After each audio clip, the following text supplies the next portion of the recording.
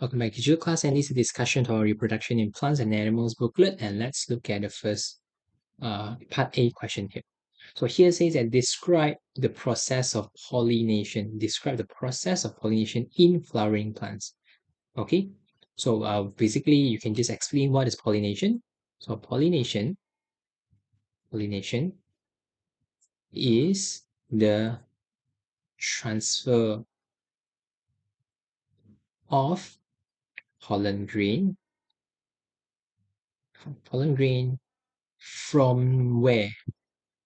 From the anther to the stigma. Okay, so just a quick revision. Also, pollination can be a self-pollination or it can be a cross-pollination. So it depends also. Okay, now let's continue the next part of this question. The diagram shows part A, B, and C of the male reproductive system. So we're now having a male reproductive system here. There's part A, B, and C. So as you can see, part A is this, part B is this, and part C is this kind of a tube, okay? Now, he explained that part C connects part A and B, where sperms can travel through.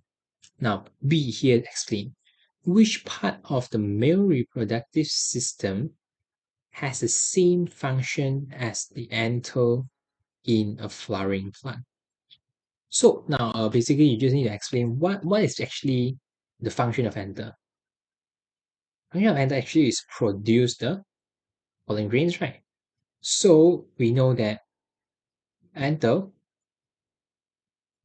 produce pollen grain. And pollen grain is basically a male reproductive cell. So in this case, what produce the male reproductive system? Which is the sperm? We know it's the testis. And which one is the testis? Basically part A, right? So part A. Part A has the same function as anther. Okay? Now let's move on to the next part. To prevent reproduction from taking place, adult males go through a medical surgery. So again, to prevent reproduction means that it doesn't want reproduction to take place. So adult males sometimes will go to a medical surgery.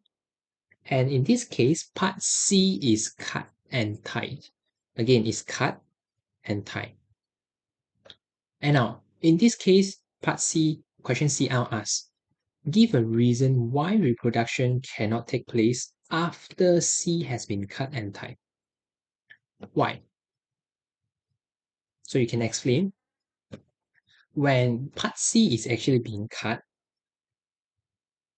the sperm produced by part A, right? Produced